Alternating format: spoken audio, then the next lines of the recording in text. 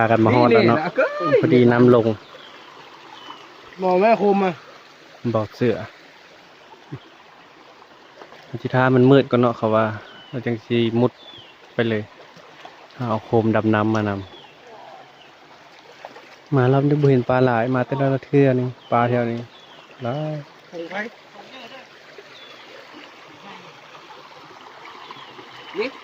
เขาสิมุดเงินกัน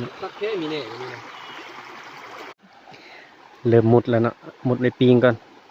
เราสิไปนั่งอยู่พลานหินตรงนั้นถ้ามันมืดจังหน่อยป่วยมาเลยรอด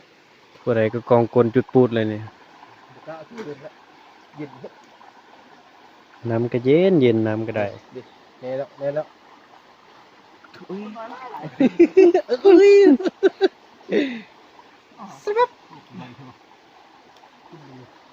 จอยวับโอ้ยคุณละคุณแล้ว